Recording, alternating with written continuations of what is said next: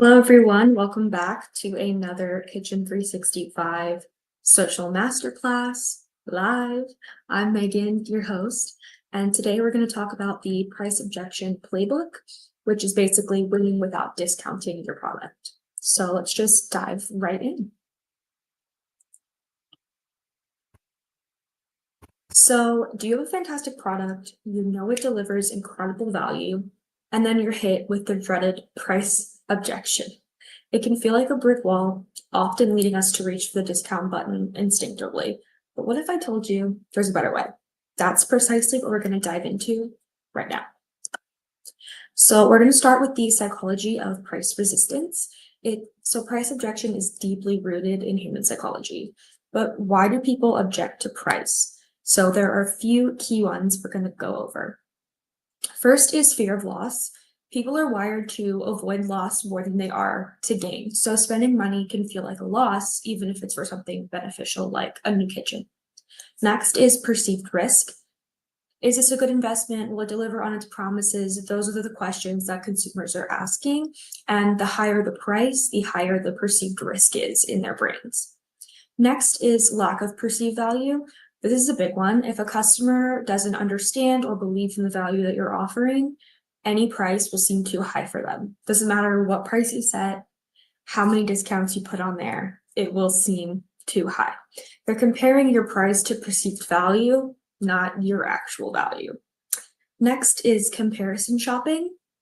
So in today's digital market, everyone can compare honestly instantly, whether it's your premium offering that they're comparing to a basic competitor or another premium competitor or their past experiences. They can compare all of those side by side, and that can make it hard to make a decision, or it'll allow them to go with the basic competitor because they see a lower price.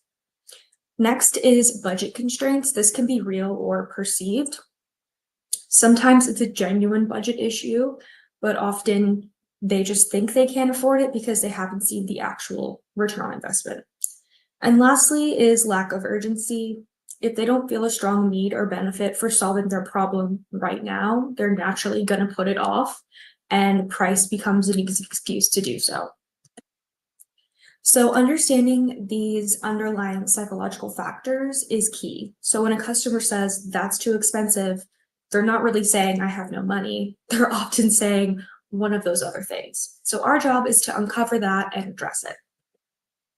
So we're going to go over 4 strategic ways to reframe cost in the consumer's mind.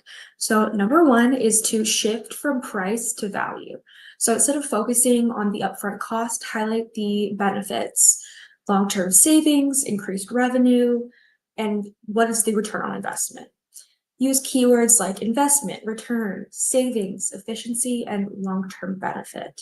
So for example, a high-quality stand mixer might cost more at the beginning, but it lasts for decades, performs consistently, saves time, and produces superior results compared to a cheaper, less durable model. So the value isn't just in the appliance itself, but in the experience and longevity of the product.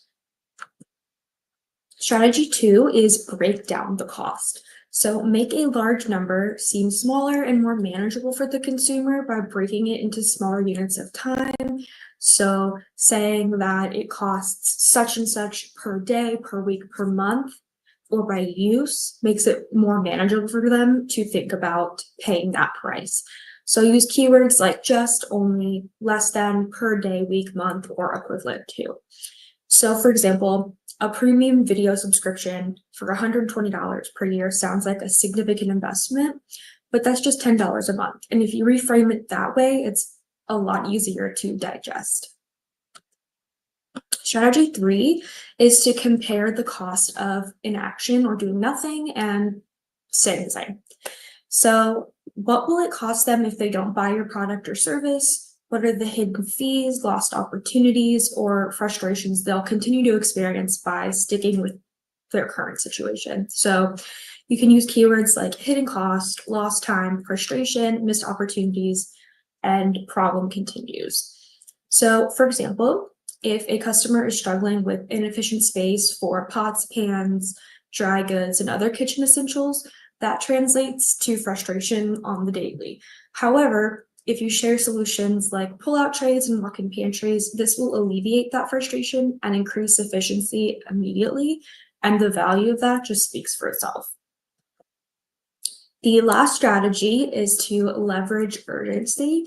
And this isn't about fake scarcity. It's about highlighting why solving their problem right now is beneficial and why delaying could be detrimental. So connect the urgency to their desired outcome.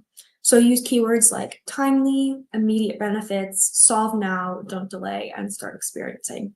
So for example, if a customer is looking to improve the value of their home, but are considering waiting until they've saved enough money for the entire project, or waiting for when they're less busy at work, leverage urgency here. You can focus on the benefits and how a new kitchen will add value instantly, and this can be really effective. So, key takeaways. Remember, price is rarely the only factor to consider when a customer objects to a price. It's an invitation to demonstrate more value, uncover their actual needs, and showcase why your solution is the best for them, regardless of the number.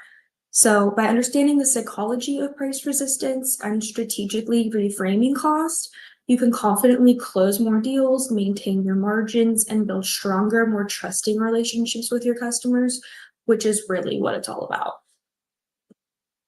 Thank you so much for your time today, everyone, and we will see you next time. Bye.